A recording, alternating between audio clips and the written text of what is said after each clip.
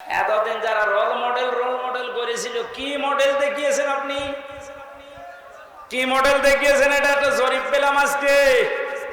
এটা শোনালে আপনার মাথা খারাপ হয়ে যাবে। অবশ্যই 2009 সালের পিলখানার নির্মম হত্যাকাণ্ড, আমার সাথে 1500 জন মানুষের, তার ভেতরে আমার মনে হয় 900 মানুষকে তো আমি পরিচয় করেছিলাম বিডিআর বিদ্রোহের নাম দিয়ে। এই 14-15 বছর বেকার তারা জেল খাটতেছে, কিচ্ছু জানে না। এমনও মানুষ আছে। পঞ্চগড়ে এক মুরব্বীর সাথে পরিচয় ছিল, বলছে আমি রিটায়ার্ড করবার 1 মাস পরে, অথচ আজ 15 বছর 14 বছর আমি জেলে আছি।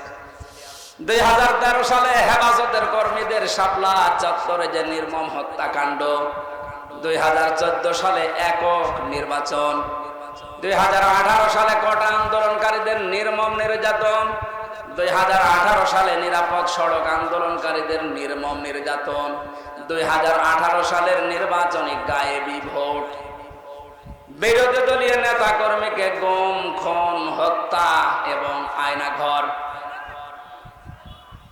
11 লক্ষ কোটি টাকা বিদেশে পাচার, তার ভেতরে এক দরবেশি 36,000 কোটি টাকা। এটা 11 লক্ষ কোটি। দলীয় প্রয়োজনে পুলিশকে ব্যবহার, বাক স্বাধীনতা কেড়ে নেওয়া, সর্বশেষ 2024 সালে কোটা আন্দোলনের নামে গণহত্যা। এর একটা অস্বীকার করতে পারবেন? আমি দেয়নি, বিবিসি দিয়েছে জরিপটা।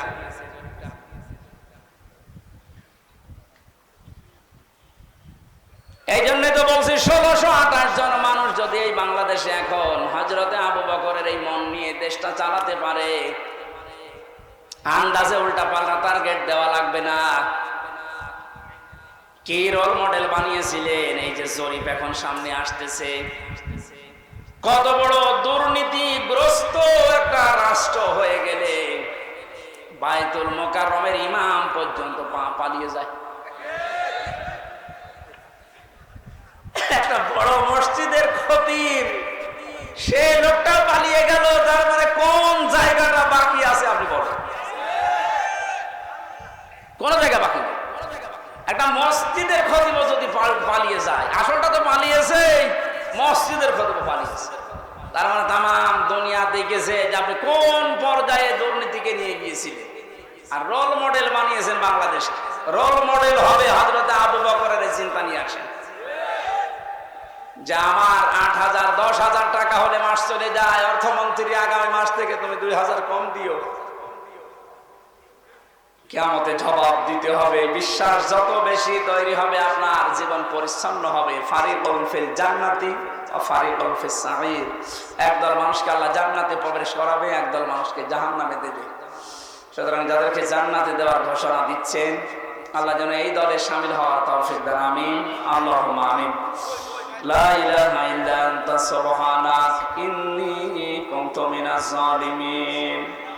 ও মাবুদ, কোরআনে কারীমের কথাগুলো শোনার জন্য মানুষগুলো এত পাগল, এদের উপরে তোমার খাস রহমত নাযিল করো আল্লাহ। এই আয়োজনে যদি খুশি হয়ে সওয়াব দিয়ে থাকো, আমাদের নবীজির রওজায় পৌঁছিয়ে দাও। তামাম দুনিয়ার মাঠের নিচে যত মানুষ ঘুমিয়ে গেল, আল্লাহ মাফ করে দাও। যে সমস্ত শহীদদের আত্মার মাগফিরাত এবং অসুস্থ মানুষদের সুস্থতায় কামনায় এই মাহফিলের আয়োজন, আল্লাহ তুমি সব দেখতে পাচ্ছ, সব শুনতে পাচ্ছ। ওদেরকে তুমি শাহাদাতের উচ্চ মর্যাদা দান করো, আহতদের তুমি শেফায়ে কামেলা আজরা নসিব করে দাও। এই বাংলাদেশে আমরা স্বপ্ন দেখি কোরআন দিয়ে চলবে। আল্লাহ, আমাদের কোনো স্বপ্ন নেই, এটা আমাদের রাজনীতিও না, এটা তোমার নীতি। যেহেতু তুমি জানিয়েছো কোরআনে কারীম দিয়েছি রাষ্ট্র চালাতে, আমরা এটা চাই তুমি চোখে দেখার তৌফিক দাও। যা করা লাগে আমরা তোমার হাতে দিলাম। আল্লাহুম্মা ইন্না নাজআলুকা ফি নুহুরিহিম ওয়া নাউযু বিকা মিন শুরুরিহিম। মুসাফির অবস্থায় আছি, অসুস্থ অবস্থায় আছি, মাজলুম অবস্থায় আছি, আল্লাহ তুমি আমাদের মোনাজাত কবুল করো। জীবনে কিচ্ছু চাই না আমাদের নিজেদের জন্য, শুধু এইটা চর্ম চোখে দেখতে চায় যে কোরআন দিয়ে দেশটা চলছে। মা বোনেরা পর্দা আছে, পর্দায় থাকার তৌফিক দান। আল্লাহ তাআলা আমার স্ত্রী অসুস্থ, আমি দোয়া চাই মেহেরবানি করে তাকে তুমি শেফায়ে কামিলা আজরা নসিব করে দাও। আমাদের সন্তানাদিগুলোকে তুমি নেককার বানাও। আগামীতে এলাকায় কোরআনের আলোচনার কারণে আল্লাহ তাআলা যত আলোচনা হচ্ছে হবে, আমাদেরকে তুমি হেদায়েতের জরিয়া বানিয়ে দাও। মাটির নিচে যত মানুষ আছে এলাকায় প্রত্যেককে কবরে তুমি জান্নাত দান করো।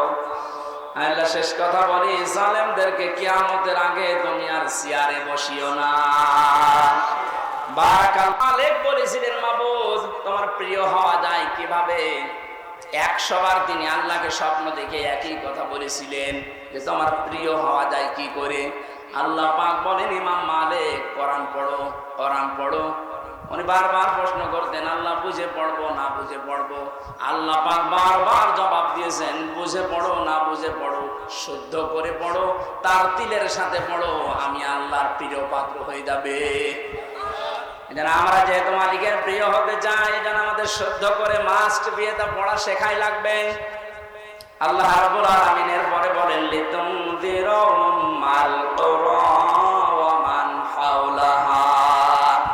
হে নবী, এই কোরআন দিয়ে আপনি মক্কার এবং মক্কার আশেপাশে যা আছে, এই আশপাশ বলতে তামাম দুনিয়া বুঝিয়েছেন আল্লাহ। তাফসীর ইবনে কাসিরে লিখেছে, ওমান হাওলাহা মানে সমগ্র পৃথিবী। সুতরাং এখন নবী নেই, উনি থাকলে এই কাজটা করতেন। সৌদি আরব থেকে বাংলাদেশে এসে আপনাদেরকে সতর্ক করতেন। এই সতর্ক বাণী পড়া কোরআন শরীফে আছে 500টা। কয়টা? সবচেয়ে বেশি যে বিষয়টা দিয়ে মানুষ সতর্ক হতে পারে তার নাম কিয়ামত। কারণ এইটার জবাবদিহিতা যতদিন পর্যন্ত আপনি উপলব্ধি করতে না পাবেন যে কিয়ামত হবে, আল্লাহ বলেন, তুনজিরা ইয়াউমাল জামিউ লা রাইবা ফি। ওই দিন সম্পর্কে সতর্ক করো যেদিন সম্পর্কে কোনো সন্দেহ নেই, সন্দেহের অবকাশ পর্যন্ত নেই। মানুষের জীবন পরিচ্ছন্ন হওয়ার জন্য 8টা মাধ্যম আছে, তার 1 নাম্বার মাধ্যম এইটা যে যত বেশি জবাব দিতে হবে, আল্লাহর দরবারে দাঁড়াতে হবে, এরকম টেন্ডেন্সি যত বেশি তৈরি করবে তার জীবন তত বেশি পরিচ্ছন্ন হবে। খলিফাতুল মুসলিমিন হযরত আবু বকর সিদ্দিক রাদিয়াল্লাহু তাআলা আনহুকে তার স্ত্রী উম্মে রোমানা ডাক দিয়ে বললেন, স্বামী আমার, বাইতুল মালে যিনি দায়িত্বে আছে খাজানচিতে, অর্থমন্ত্রীকে আপনি বলেন আগামী মাস থেকে যেন আগামী মাসের যে বেতন আছে ওটা যেন অ্যাডভান্স আমাদেরকে দিয়ে দেয়। উনি বললেন, কেন? ছেলে আপনার পায়েস খেতে চেয়েছে, পায়েসের টাকা আমাদের কাছে নেই। চলে গেলেন বাইতুল মালে, ডাক দিয়ে বললেন, আমার কিছু টাকা পয়সা লাগবে, যেহেতু এ মাসের টাকা আমি নিয়ে নিয়েছি, আগাম মাসের টাকা আমার অ্যাডভান্স দিয়ে দেন। বাইতুল মালে যিনি দায়িত্বে ছিলেন তিনি ওই রকমই তেল মারা মানুষ না। তিনি ডাক দিয়ে বললেন, খলিফা, টাকা আমি আপনাকে আগাম মাসের দিতে পারি, আপনি আগামী মাস পর্যন্ত বেঁচে থাকবেন, ওইটা লিখে দেন। উনি বলছে, টাকা আমার লাগবে না। বাড়িতে যে স্ত্রীকে বলছে, স্ত্রী আমি পারলাম না, আমাকে এই কথা শুনিয়েছে। স্ত্রী ধৈর্যশীল ছিলেন, ধৈর্যশীলা বললেন, ঠিক আছে, আপনি যখন পারলেন না, যেভাবে চলছে সংসার চলতে দেন। 15 দিন পর তিনি পায়েস রান্না করে দিয়েছে। হযরতে আবু বকর বললেন, স্ত্রী পেলে কোথায়? আপনাকে বলেছিলাম, আপনি তো অপারগতা প্রকাশ করলেন, আপনি পারেননি। আমি প্রতিদিন 1 মোট 1.5 মোট করে তুলে রাখতাম এই আটা চাউল, যাই বলেন। এই 15 দিন তুলতে তুলতে প্রায় 2 কেজি হয়ে গেছে। ওটা পাশের বাড়িতে বিক্রি করে আমি আজকে এই পায়েসের ব্যবস্থা করেছি, কোনো উল্টাপাল্টা কাজ করিনি। উনি বললেন, ঠিক আছে, সন্তান আব্দুল্লাহ ভালো করে খাও।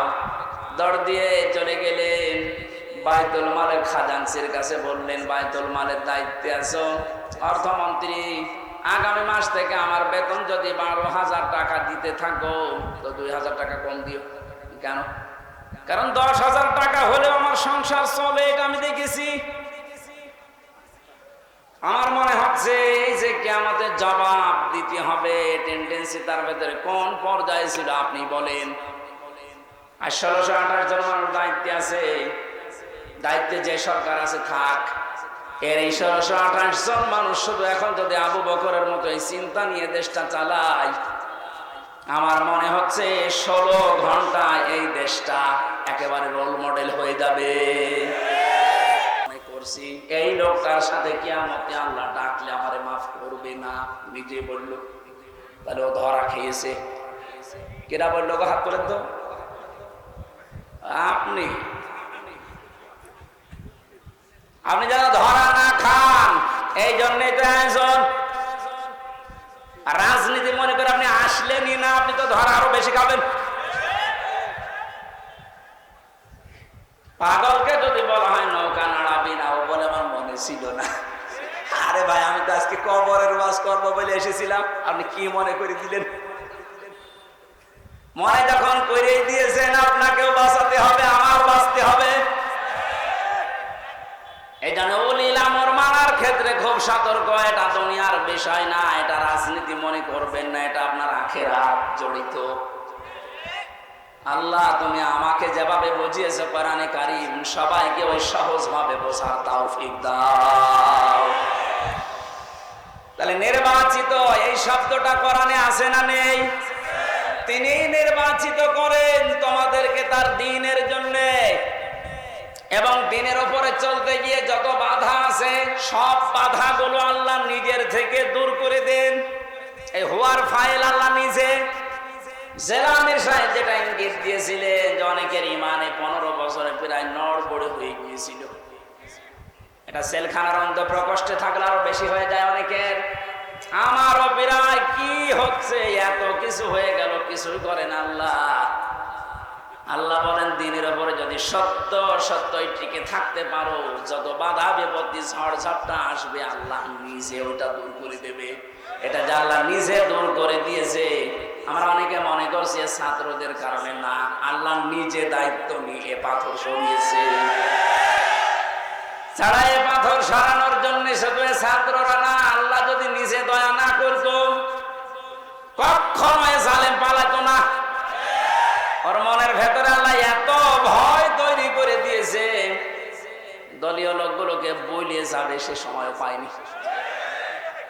মাঝখান থেকে এই পাগলরা এখন বিপদে আছে। আমার মনে হয় পাগল গুলো বেশি অত্যাচার করেছিল এই যে হারুন আঙ্কেল।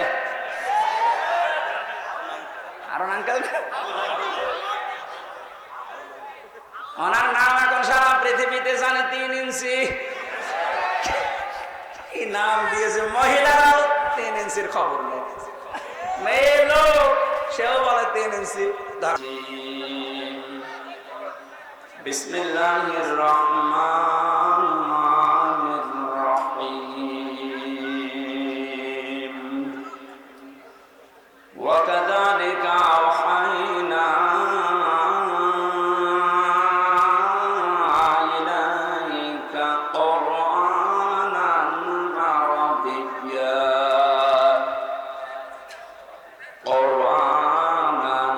আরাবিয়্যা লিতুনযিরা উম্মাল কুরা ওয়া মান হাওলাহা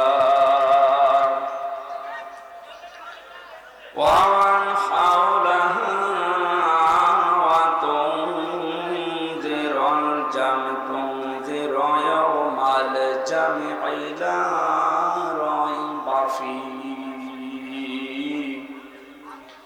ফারিকুন ফিল জান্নাতি ওয়া ফারিকুন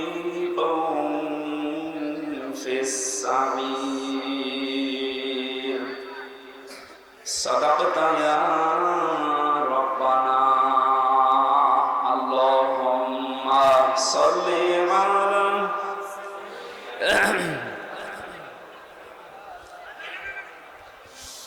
ওয়ালালি সাইয়্যিদিনা মাওলানা। আলহামদুলিল্লাহ, সিরাজগঞ্জ জেলার সরঙ্গা থানা